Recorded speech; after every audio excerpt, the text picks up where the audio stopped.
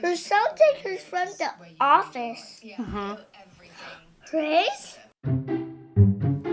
Hey everyone, hi, welcome back to my channel. Today I am doing a tag video. I never do tag videos. I am doing the Booktube Journey Tag. Now I saw this on Caitlin Bandy's channel and I was not tagged. Probably, as Steve Donahue would say, it is because I am a pariah, but I can't do it in his Bostonian accent. I am a pariah here on Booktube, although I really don't think I am. I just don't think anyone tags me in anything because I typically don't do tag videos, but this one had some really beautiful questions, really thoughtful questions, so I really wanted to do it. If you're new to my channel, then hi, welcome. This video is going to be all about my Booktube journey, as the tag would indicate. Oh my gosh. And it is going to be just about like my process of video making. I love thinking about this kind of thing. If you're finding that you're enjoying this video, I would encourage you to subscribe, stick around, and without any further rambling on, let's go ahead and get into the meat of this video. Katie at Books and Things made this tag. Katie is a booktuber and her second book is coming out or has just come out. She is wonderful. She has a wonderful channel and she came up with these questions that are just fantastic. And again, I found it, I was so intrigued by Caitlin's version of this tag that I was like, I want to do it. She also, Caitlin also showed a fur baby, oh my gosh, which has just been, which was so cute. It was a little baby kitten, y'all. Okay, I gotta stop. Little animals, they get me, okay? Like little fuzzy things. Okay, we're going to get started. So, how long have you been watching Booktube? Much to my own surprise, I think I've been watching Booktube for just about as long as I have been watching YouTube. I would consider myself a long-time YouTube watcher. I was a silent watcher for the vast majority of my YouTube watching life. And I found YouTube like 14 or 15 years ago. Mostly back then, and even now, I love the beauty makeup genre of YouTube. That is probably one of my favorite, that is the longest standing type of video that I've watched. And it's probably just the one that it's my comfort zone. And Booktube is my community. So I've been watching Booktube for nearly that long, 14, 15 years. To give you a sense, the readables, I will leave her channel linked down below. I remember watching Priscilla pretty regularly. Now, she started making videos 14 years ago, and her latest, most recent video was put up 8 years ago. But I remember watching her rather regularly. I also know that I watched all of the Green Brothers videos when they put up book videos, book discussions. And I remember when John Green announced that he was having this new book was coming out, The Fault in Our Stars, and people went gaga over that book. And I went gaga over that book. I bought it, I read it before the movie came out, and oh my goodness, it was just like a whole thing. But I haven't necessarily been immersed in the Booktube community, but I have been an on and off watcher of Booktube videos for, again, a decade and a half or so.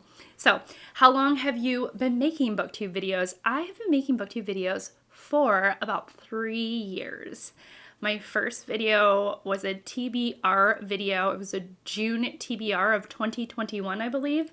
And yeah, that was my very first video. I will leave that linked, and for brave souls, you can go and watch it, but I don't know if I would recommend it. Okay, the sound is probably strange. Yeah, things are, you get baby crunchy granola Shelly in that video. Okay, what made you start making videos? So basically, I found Gina Stanier, a beauty creator named Hannah Louise Poston, who still makes videos and who is one of my favorite YouTubers. She shouted out Gina, and Gina had just started her Booktube channel. Very shortly after I found Gina, I found a flood of names that I'm sure you all would recognize. And if you don't, you should go check out their channels because they're amazing. So I found Steve Donahue really shortly after that. I also found Kelly at the channel Books I'm Not Reading, Sandy from Ms. Reads a Lot, Michael K. Vaughn.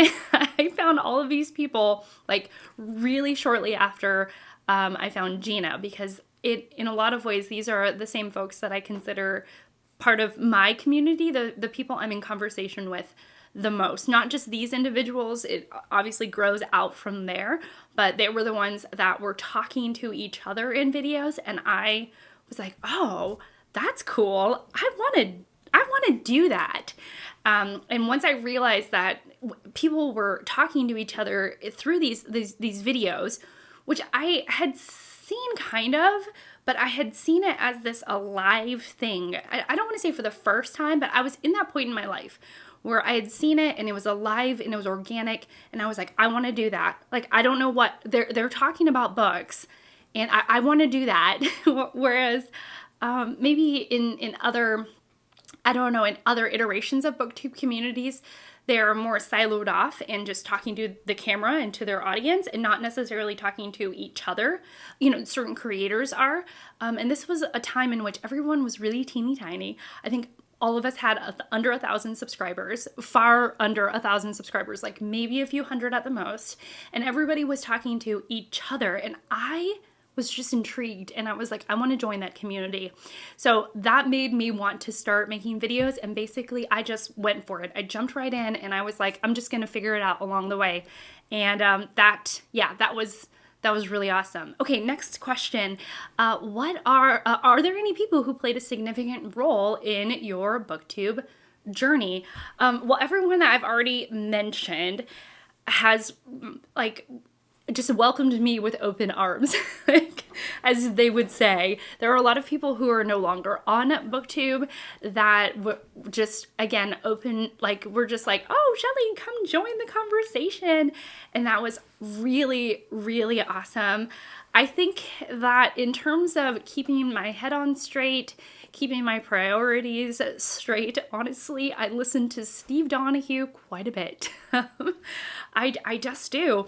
You know, when he's just like, I don't know, when he gets on his high horse about the way BookTube ought to be and his rules for BookTube, you know, it makes me just like cool my jets a little bit and kind of untangle myself from sometimes the anxiety and pressure I put on my own self in this channel. Are there any people, let's see, you all probably know, and if you don't know, I have a really dear friend, Fraser, at the channel Springboard Thought. We talk all the time. We do tons of buddy reads together. And he has played a significant role both in my life and in my booktube journey. We've done tons and tons of videos together. I will maybe leave a link to a playlist down below. Just this wonderful like banter that we have, both on and off camera, or really it's off camera that we just happen to bring it to camera when we are talking. Again, Gina has just been a wonderful encourager and sweet friend here on BookTube. Sandy, her and I have been in a book club together for years, and she and I have always kept in touch and talked almost every day since we started our channels, and so she's been a huge supporter. And then I have a friend offline that I talk to almost every single day, and we do tons of buddy reads together, and we talk about everything, life, books, and she just has this amazing energy, and her name is Anita, and I mean, she's just fantastic. But I mean, I don't know, to name one person, it's so hard. There are so many people that I've been touched by, like my heart has been touched by them, like the generosity of words and comments and y'all's views. Like, I'm so surprised that people watch me still sometimes. Like, there are so many people who've played such a beautiful role in my booktube journey. Okay, I'm gonna stop gushing and move on. Okay, and gosh, mushy there, like a little bit mushy. Okay, what kind of books do you like to read? I like a little bit of everything, more or less. I don't know. I feel like I'm a very adventurous reader, and I like variety. The kinds of books I read most are historical fiction. I've sort of figured that out about myself in the last 3, 4, or 5 months. The books that I find most edifying, the most just enjoyable, meaty kind of read is typically like, honestly, a literary historical fiction. Those are like my bread and butter, but I do read a little bit of everything. Let's think. How has that changed? How has the kind of books that you read changed since you started Booktube? Before Booktube, I did not realize that I was a heavily sub-vocalized type of reader. I sub-vocalize every single thing. And what that means is that when I'm reading, I am speaking the words in my mind. My kids are like running around. And what that did was it means that it really bogged my reading down quite a bit. I could only read as fast as I could vocalize the words in my mind. So what has happened is that in one of my very first videos, several of you all actually pointed out that I'm probably a, quote, slow reader, like a reader. I identified myself as a slower reader because I sub-vocalize. Like a little voice in my head is reading me the story, and I'm listening to that story play out in my head as I'm reading the words on the page. And over the 3 years since I realized that I'm a sub-vocalizer, I have worked tremendously hard on minimizing that voice as much as possible. And a world of possibilities has opened up for me. So I heavily sub-vocalize if it's a new author and I'm reading their work for the first time. And usually about the first 50 to 100 pages, I know I'm like heavily sub-vocalizing because I'm trying to understand their style and get my bearings in the story. And usually once I get into that rhythm, that voice starts to diminish. And again, it's taken a lot of hard work, and I instead just read the words on the page without sub-vocalizing. And from there, I've become a much faster reader. I have become, I can speed read. It's not even speed reading. It's just like I can read quite fast now. And so before, when it took me a very long time to read books, when it took me a really, really long time to get through a book because I was heavily sub-vocalizing, I also have a lot of, I've always been an anxious person, but I would anxiously read. I would worry that I would miss a detail that would be really important later on. I've become far less of an anxious reader. I've become more comfortable as a reader.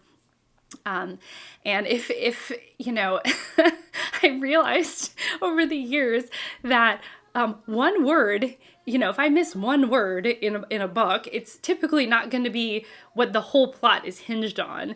There are going to be a lot of clues, and there's going to be a lot of direction and shaping of the story from the author, that they're not going to hinge something on one word. And so that anxiety to read every single word with quite seriousness and absorb it all has gone away. And so what has happened is that I've held my reading a lot more lightly. If I'm really not enjoying a book, I know how to speed up my reading quite a bit and to get through books a little bit faster. If there is a slumpy part, I know how to kind of pick up my reading quite a bit. And again, it's not speed reading. I'm not just like reading the first, it's not what we would consider like speed reading, but I know how to pick up the pace a little bit and to slow it down a little bit. And so anyways, the whole point is that now I read with a lighter touch.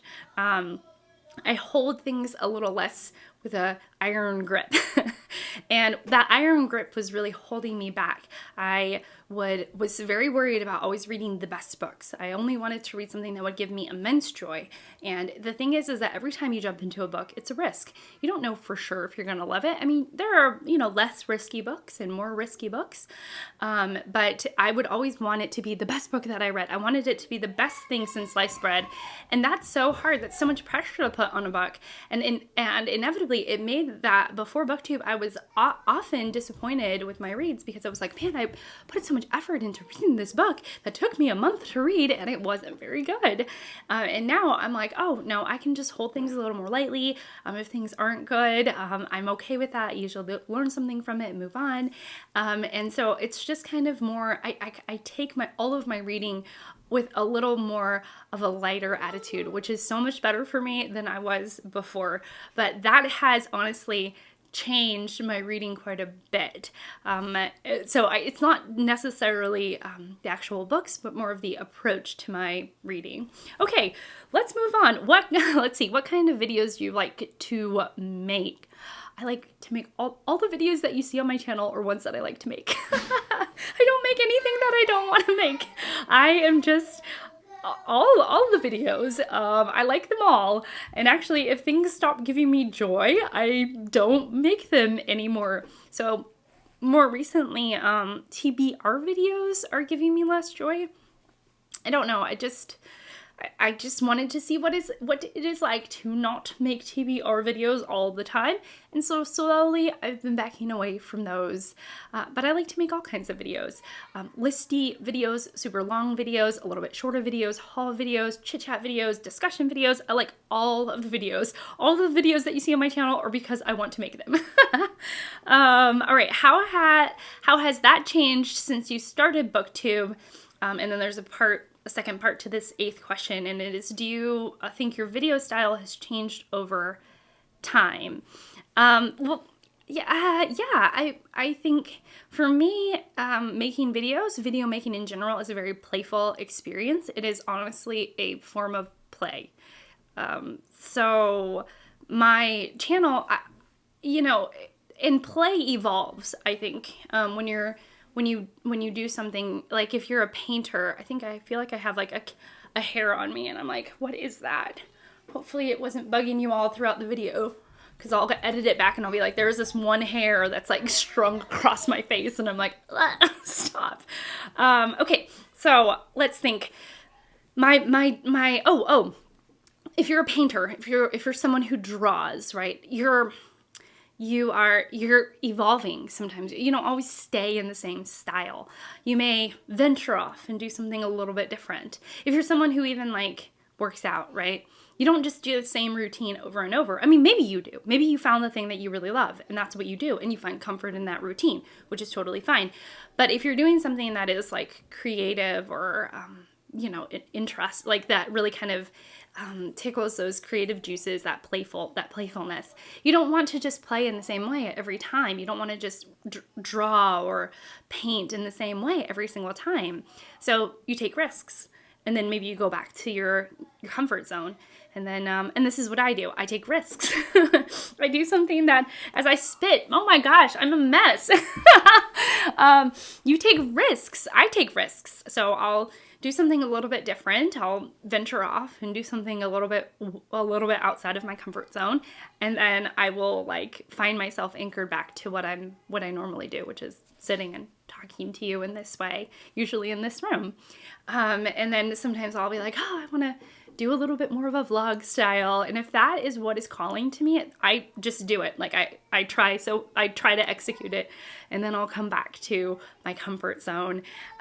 So the evolution of how I make videos has often hinged on what is interesting me at the time and how I want to execute that. So even more recently, I've done a bunch of hour-long videos about book lists. It started with the New York Times Best 100 Books of the 21st Century, and I did a bunch of those. I did several one-hour videos. That is a little bit different to see those on my channel so close together. I usually will make one every once in a while, like an hour-long video every once in a while, but there was a bunch that I did in a row, and that was very different for me, and I've learned a lot from that experience, mostly how much my computer can handle to edit and the time it takes me to make a video of that length. So yeah, it's just predicated on what's tickling my fancy, how I'm inspired at the time. So yeah. All right, let's move on. All right, do you script and or edit your videos, and has that changed over time? I don't script any of my videos. I think I've tried it a couple of times and I don't like it. I don't know. It's not anything against anybody who has scripted videos. Now, when I do those listy videos, I do have tons of notes, tons and tons of notes about the book, and I usually have things in a very specific order. Yeah, I mean, I think I'm more of like a bullet point person, like what I want to talk about, but how I deliver it and the exact words I'm going to use, nothing is really scripted. And then I do edit all of my videos. I have tinkered on and off with heavily editing my videos, like every in-breath and I have tinkered with editing a video within an inch of its life. And ultimately, I've backed away from that style. One, because it is so stinking time consuming. It is so time consuming to edit out every in-breath. And ultimately, I really do view all of my videos as a conversation with you all, a conversation with the Booktube community. And in a conversation, there's a naturalness to it. And there's something really unnatural of editing out every in-breath. So I really love just making it as both kind of, I like it snappy. What I was saying before I was interrupted is that I like a snappy video, but I also want it to be conversational and relaxing. So that's kind of the vibe. I don't want long pauses or anything, but I also don't want it to come off as unnatural. It's taken a very long time to land on that style, because every once in a while I'll have the itch to edit something within an inch of its life, and then I kind of have to back away. I'm like, girl, no, you just chill a little bit. And anyways, and then there's nothing about equipment, but over the years I have tinkered so much with my equipment. I think some of you know, maybe some of you don't know, but my husband and I, we're photographers in our own right. We love, like, I don't know, my husband has a whole collection of cameras. We're kind of opposites in terms of what we like to do. He's all about he has a backdrop and equipment, and he's just done tons of different styles of photography. For the most part, I've stuck to a very similar style of photography. I like portrait photography, but having said that, I'm constantly tinkering with my equipment, which most of you don't see actually, and the color of the camera, like the way it's receiving the picture. I'm always tinkering with it. I'm moving lights around, and not just these lights. I have lights to kind of make sure that I'm well lit, but I love that aspect of it. I often have turned this room upside down, this is my guest room. I've turned this room upside down. I have moved the bed hither and thither and on. I have filmed it from one corner of the room and then turned it to another corner of the room. I am always fiddling with the lighting, with the camera. I'm always with the sound. I'm constantly trying to fiddle and upgrade. And also with that, I always fiddle and upgrade and tinker with my thumbnails. So the whole process for me is incredibly creative. It's not just chit-chatting with you, but this is the best part, y'all. This is the best part. But I also take immense joy from fiddling and tinkering and getting the picture right and getting the framing right. I love that. That is like a thing for me as well, and it's part of like the whole creative process for me. There wasn't a question about that, but I just thought that, in terms of like editing and scripting, how has that changed over time? There have been times where I film in natural light. Right now, this is unnatural light. I've like set up all the lights myself. Actually, it's very gray and dark outside, so it probably would not give me very much light, but man, I love that kind of thing. And I'm not talking, how many lights do I have to light this room? 1, 2, 3, 4. I have 5 lights. That's not including the lights back there. I have 5 different lights to light this room correctly, and I'm always tinkering with it, and it is so much fun. So that is another part of the channel that I really love, that I don't really share very often. I don't share that aspect of the channel. And then, anyways, and the mic and all, I could go on and on. Oh my gosh. Okay. What is the most viewed video on my channel? Okay. The most viewed video is my One Piece videos. My first initial reaction to One Piece has like 50 or 51,000 views on it.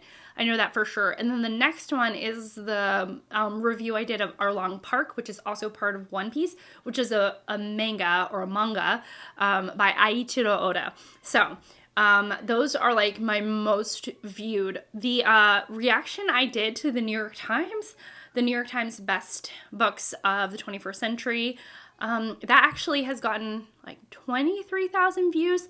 I think that is getting close to my second most viewed video. And then also something that has done extremely well are some of my picture book videos. I review picture books here on my channel. I don't do it a ton because it takes a little bit of, I have to rearrange my whole setup to film straight down with the books often, but some of those videos have done really, really well, like up to 20,000 views. That is not normal. If you could see my channel, I don't always have 20,000 views on every video, but those are the ones that have done particularly well. What's your favorite video you've ever made? I don't really have one. I really don't. I think I really enjoyed the creativity of doing a really long list, like the best historical fiction books of all time. And I did that. It's a long list, but I do it a little bit of like a vlog style. So I show you different parts of my home. I really enjoyed that. I thought that was really fun, but that's also just very recent. So it's like fresh in my mind. And also the New York Times Best 100 Books of the 21st Century. I show you different parts of my home as I'm going through this list.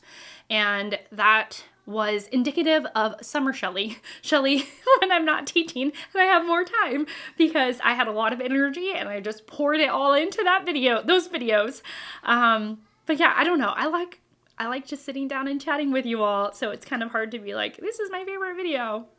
All right, next question. Do you have a favorite book you read because of Booktube? Yes. The two that stand out are Middlemarch by George Eliot and Wolf Hall by Hilary Mantel. That whole series, I love it. I love those books. They have, they're just, I love those books. Those books are like a part of me at this point. I love them so much. But yeah, I could just go on and on and on. I just have such a rich reading life because of Booktube.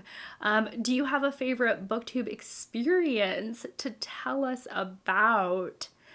I've kind of mentioned some of my favorite Booktube experiences. Videos I've done with Fraser. I mean, all the conversation. Like, how can you pin it down to one, y'all? How can you pin it down to one? All of this has been fan-freaking-tastic. What does your book collection look like? I'm going to snap some photos and slide them in as they're playing. This guest room has lots and lots of books on it, and that has grown in the years that I've done Booktube. We've added bookshelves to our home, but our house has this beautiful feature of having built-in bookshelves, and so we have filled those up. My husband and I share a book. My husband and I share a book collection. So, I mean, we have a ton. We have very opposite tastes in books, but we share a book collection. So just between both of us, we have so many books. Yeah, and I hope the pictures do this a little more justice than what I'm saying. What advice would you give new people starting a Booktube channel? Just start. You don't know if you'll like it. Start with your phone. Start with what you have. Don't buy anything. Don't spend any money that you don't need to buy, and just start. That's what I would say. The second thing is I see a lot of people having kind of struggle bus relationships. They're on the struggle bus when it comes to their relationship with the Booktube numbers and subscribers and views and all of that. And I don't know. I would say, work to the best of your ability to get into the healthiest relationship possible with Booktube numbers and such. Yeah, they're just so, it's not the most important thing, even though I think YouTube likes to make it seem like it is. It really isn't. And the last question is to tag people. I don't know. I will leave a bunch of people tagged down below because I don't know who's done this or who hasn't done this. So I will just I'll just try and tag people as I go along. But yeah, I am feeling a little spent. I have been talking for a very long time. Thank you so much for watching. Thank you so much for spending this time with me. And I hope to see you all in my next one. Bye!